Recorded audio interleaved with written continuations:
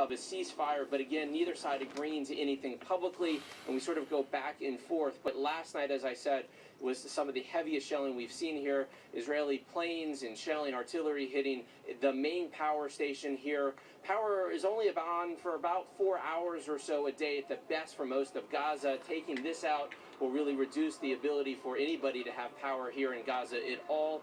The house of a top Hamas leader was also struck, and we've been hearing fighting really up and down the coast for the last sort of couple hours as well, Jenna. And the death toll, as you said, amounting more than 1,100 Palestinians have been killed in the fighting, 53 Israeli soldiers in addition to 3 civilians as well. And right now there is this sort of fear that this is going to escalate.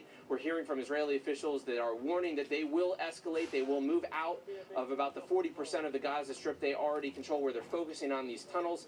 And we may just see an escalation. It also may be part of a negotiation ploy on their part to sort of get the best terms, but right now it's not really clear. This could go either way. We could easily see a ceasefire in the near future. We could also see a massive increase or a continued increase in the fighting, Jenna.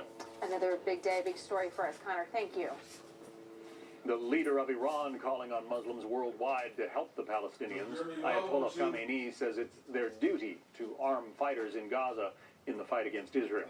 Khamenei accuses Israel of genocide. Iran considers the Jewish state an arch-enemy and supports Islamic militant groups like Hamas and Lebanon's Hezbollah. Well, in the meantime, fighting raging in the Middle East. You have the White House also watching escalating violence in Ukraine. The civilian death toll rising as battles erupt between Ukrainian forces and pro-Russian separatists. In the meantime, the White House is formally accusing Russia of violating a 1987 nuclear arms control treaty by testing a ground-launched cruise missile. The Associated Press also reporting just now that the European Union has adopted tough new economic sanctions against Russia.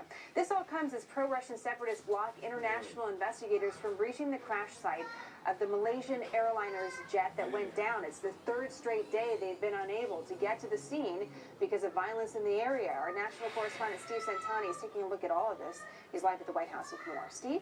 Hi, Jenna. Yeah, the U.S. dealing a double blow to Russia today, threatening to impose tough new sanctions over the situation in Ukraine, possibly as early as today, while at the same time accusing Russia of violating a missile treaty from the Cold War era. Now, in a news conference today over at the State Department, Secretary of State John Kerry lashed out at Russian separatists in eastern Ukraine who are preventing international investigators from working at the site of that Malaysian airliner crash. He said Russian President Vladimir Putin could and should put pressure on the separatists to end the fighting.